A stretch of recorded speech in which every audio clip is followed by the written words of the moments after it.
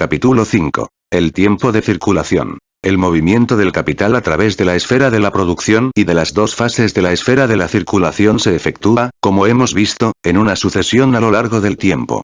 El tiempo que permanece en la esfera de la producción constituye su tiempo de producción, el que permanece en la esfera de la circulación su tiempo de circulación.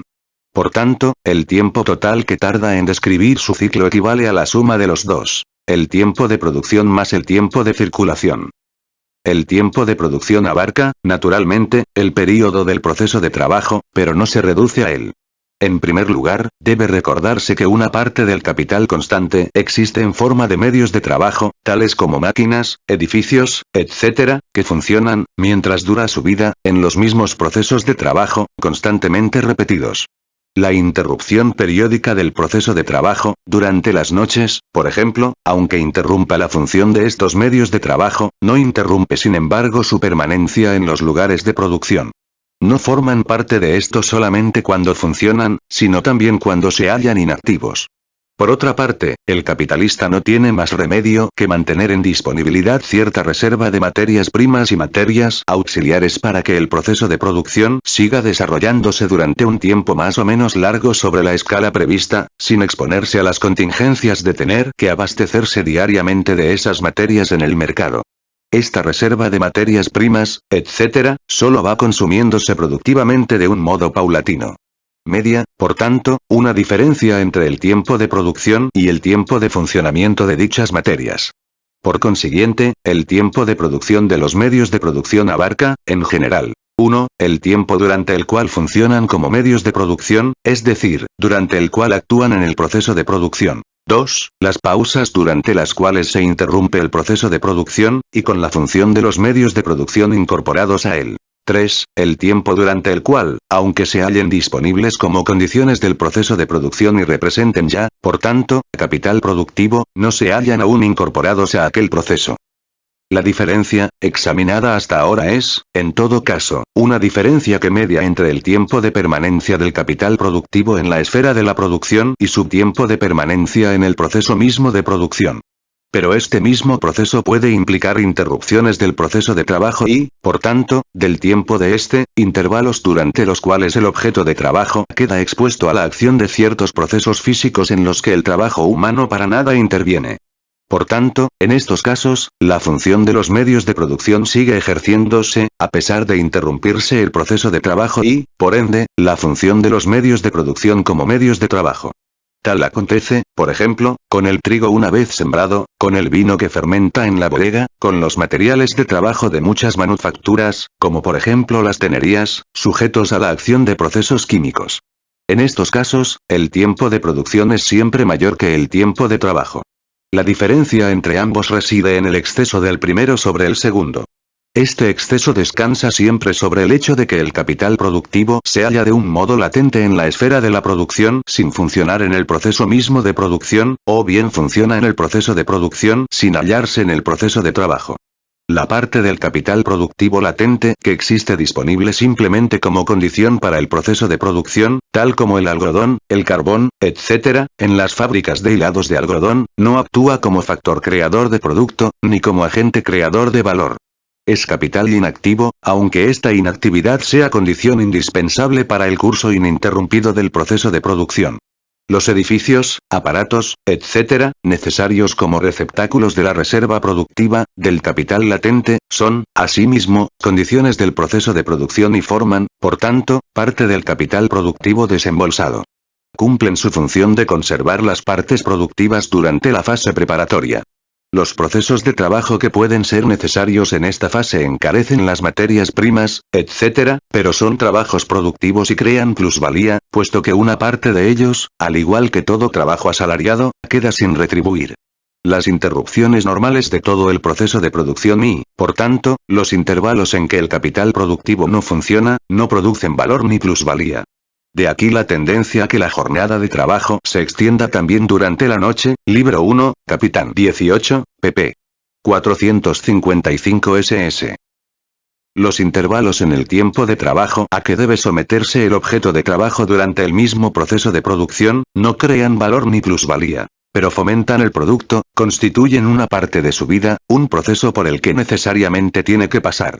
El valor de los aparatos, etc., se transfiere al producto en proporción a tiempo total durante el cual funciona. El producto es situado en esta fase por el trabajo mismo, y el empleo de estos aparatos constituye una condición tan necesaria de la producción como limpiar de polvo una parte del algodón, operación que, aún no incorporando nada al producto, le transfiere, sin embargo, un valor. La otra parte del capital latente, la formada por los edificios, las máquinas, etc., es decir, por los medios del trabajo cuyo funcionamiento solo se interrumpe en las pausas regulares del proceso de producción, las interrupciones irregulares nacidas de entorpecimientos de la producción, crisis, etc., representan puras pérdidas, añaden valor sin entrar en la formación del producto. El valor total que añaden a este se determina por su duración media. Por ser un valor de uso, pierde valor tanto en el tiempo durante el cual funciona como en el tiempo que permanece inactivo. Finalmente, el valor del capital constante, que permanece en el proceso de producción aunque se interrumpa el proceso de trabajo, reaparece en el resultado del primero.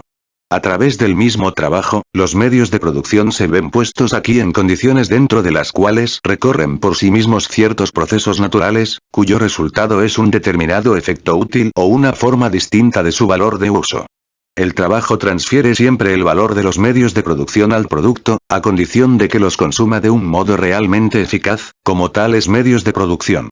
Tanto da, para estos efectos, que el trabajo haya de actuar de un modo continuo sobre su objeto, a través de los medios de trabajo, para obtener ese resultado, o que solo necesite darle impulso poniendo los medios de producción en condiciones que les permitan provocar por sí mismos el resultado apetecido, por virtud de ciertos procesos naturales y sin la acción ulterior del trabajo. Cualquiera que sea la razón que explique el que el proceso de producción sea más largo que el proceso de trabajo, bien porque haya medios de producción que solo representan un capital productivo y se hallen, por tanto, en una fase previa del verdadero proceso de producción, bien porque su función se interrumpa dentro de este proceso, por sus pausas, o bien, finalmente, porque el mismo proceso de producción imponga ciertas interrupciones del proceso de trabajo, los medios de producción no absorben trabajo, en ninguno de estos casos. Y, no absorbiendo trabajo, no absorben tampoco, como es natural, trabajo sobrante. No se produce, por tanto, ninguna valorización del capital productivo, mientras éste permanece en la parte de su tiempo de producción que rebasa el tiempo de trabajo, por muy inseparable que pueda ser de estas pausas el proceso de valorización, en su plena efectividad. Es evidente que cuanto más coincidan el tiempo de producción y el tiempo de trabajo, mayores serán la productividad y la valorización de un determinado capital productivo dentro de un plazo dado. De aquí la tendencia de la producción capitalista a acortar lo más posible el exceso del tiempo de producción sobre el tiempo de trabajo. Sin embargo, aunque el tiempo de producción del capital puede diferir de su tiempo de trabajo, este se halla siempre contenido en aquel y el propio exceso es condición del mismo proceso de producción. El tiempo de producción es siempre, por tanto, el tiempo durante el cual el capital produce valores de uso y se valoriza a sí mismo, funcionando, por consiguiente, como capital productivo, aunque durante una parte de ese tiempo permanezca latente o produzca sin valorizarse. Dentro de la esfera de circulación, el capital reviste las formas de capital, mercancías y capital dinero. Sus dos procesos de circulación consisten en transformarse de la forma mercancías en la forma dinero y de la forma dinero en la forma mercancías. El hecho de que la transformación de la mercancía en dinero represente aquí, al mismo tiempo, la realización de la plusvalía incorporada a la mercancía, y la transformación del dinero en mercancía suponga, a la par, la transformación o la reversión del valor capital para recobrar la forma de sus elementos de producción, no altera en lo más mínimo la realidad de que estos procesos, como procesos circulatorios, son procesos de simples metamorfosis de mercancías. El tiempo de circulación y el tiempo de producción se excluyen mutuamente. Mientras circula, el capital no funciona como capital productivo, ni produce, por tanto, mercancías ni plusvalía. Si examinamos el ciclo en su forma más simple en el que el valor capital en su conjunto pasa siempre de golpe de una fase a otra, vemos palpablemente cómo el proceso de producción y con él el proceso de autovalorización del capital se interrumpe mientras dura el tiempo de circulación y cómo según la duración de este será más rápida o más lenta la renovación de aquel. En cambio, cuando las diferentes partes del capital se entrecruzan, de tal modo que el ciclo del valor capital en su conjunto se efectúa sucesivamente a través del ciclo de sus diferentes partes, es evidente que cuanto más tiempo permanezcan sus partes alícuotas en la esfera de circulación, menor será la parte del capital que funcione en la esfera de la producción. Por tanto, la expansión y la contracción del tiempo de circulación actúan como traba negativa sobre la contracción o la expansión del tiempo de producción o del plazo durante el cual un capital de determinada magnitud funciona como capital productivo. Cuanto más ideales sean las metamorfosis circulatorias del capital, es decir, cuanto más se reduzca a cero o tienda a reducirse a cero el tiempo de circulación, más funcionará el capital, mayores serán su productividad y su autovalorización.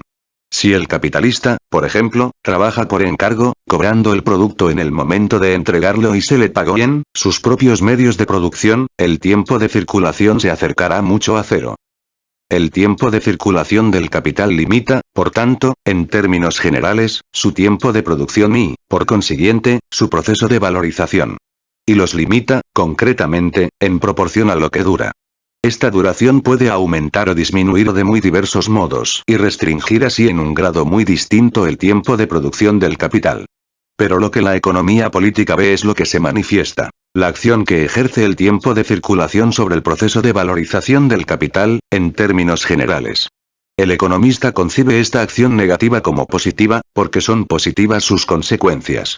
Y se aferra más aún a esta apariencia, porque cree encontrar en ella la prueba de que el capital encierra una fuente mística de autovalorización, independiente de su proceso de producción y, por tanto, de la explotación del trabajo, fuente que, según ella, fluye en la órbita de la circulación. Más adelante veremos cómo hasta la economía científica se deja engañar por esta apariencia. Contribuyen a afirmarla en este error, como también veremos, diversos fenómenos. 1. El modo capitalista de calcular las ganancias, en que la razón negativa figura como positiva, en el sentido de que, tratándose de capitales colocados en distintas esferas de inversión en que solo difiere el tiempo de circulación, se presenta la mayor duración del tiempo de circulación como una razón del alza de precio y como una de las razones que contribuyen a la compensación de las ganancias. 2. El tiempo de circulación solo constituye una fase del tiempo de rotación, del cual forma parte el tiempo de producción o el de reproducción. Se atribuye al tiempo de circulación lo que corresponde, en realidad, al segundo.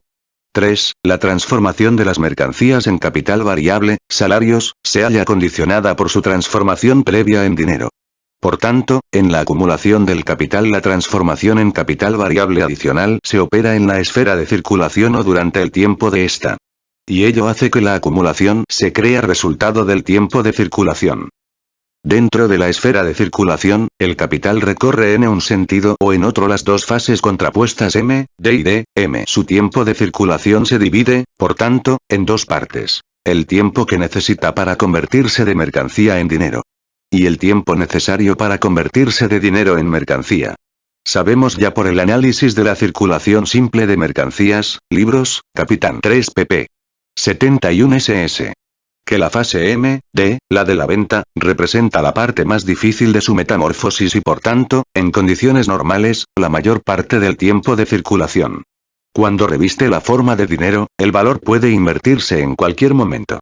En cambio, como mercancía, necesita convertirse previamente en dinero para ser directamente cambiable y estar en condiciones de actuar a cada instante. Sin embargo, el proceso circulatorio del capital en su fase D, M supone precisamente su transformación en mercancías que representen determinados elementos del capital productivo en la base dada de inversión.